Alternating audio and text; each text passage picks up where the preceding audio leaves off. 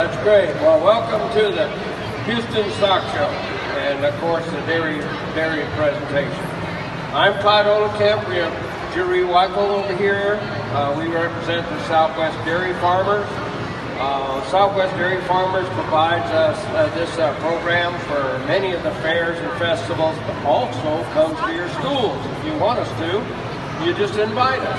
And we have some brochures that would allow you to get the information and, of course, make application to get us to come. The purpose for this, guys, is to remind you the importance of milk and how milk is produced, so you have an understanding of what it takes to provide the food that you enjoy every day. Okay?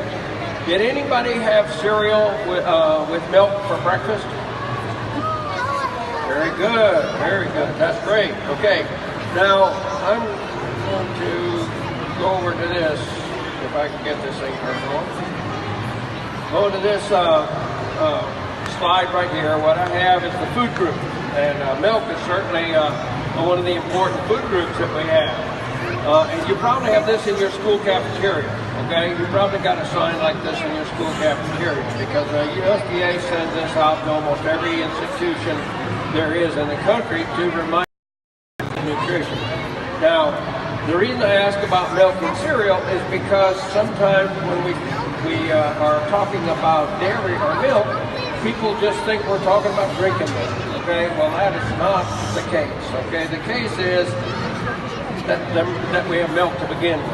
Whether it's cheese or yogurt or ice cream or pudding, doesn't matter to us as long as you make sure you get the milk servings you need. Okay, and you need 3 to 4, depending on your age. We're giving this cow a little signal. That signal is that we're wanting her to give us that milk. Asking, basically stimulating the cow for a letdown is what it's called. She's stripping the cow. This is making sure she's giving us milk and that the milk is good before we put the milking machine on. And the reason we do not milk by hand is because the milk is exposed to the air. And we have to keep it covered by using a milking machine, and it's much faster and easier for the cow too. So she's going to put this milker on, and when she does, we're going to see that milk come out of the jar, out of the milker and into that jug.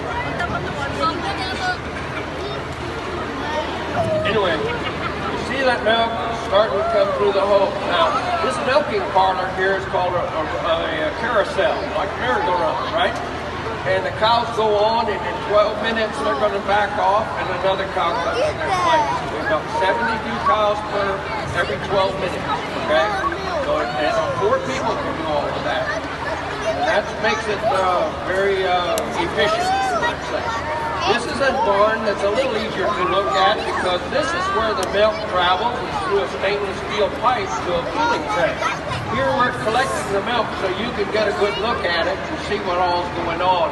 Our farms don't use a lot of glass jugs or anything like that anymore. So when the milk goes out, goes into that pipe, it's going to go to a cooling tank. That cooling tank is going to take this. Most of our farmers cool it to about 34 degrees. And then it's transported to the milk plant in a tanker truck, covered, cold, and also it has samples that are collected to make sure that the milk of these cows is healthy, that we use good cleaning practices, that cows have use in the milk plant. This is whole and raw.